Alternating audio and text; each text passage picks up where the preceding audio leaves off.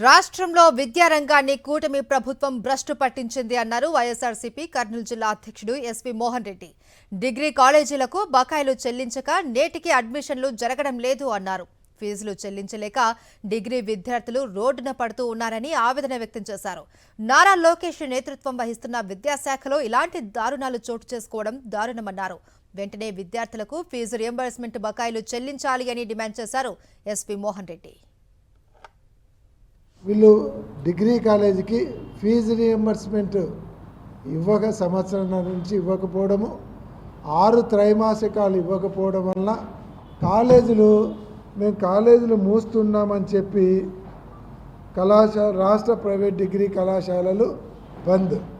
ఇంతకంటే సిగ్గుమాలినటువంటి గవర్నమెంట్ లేదని చెప్తాం.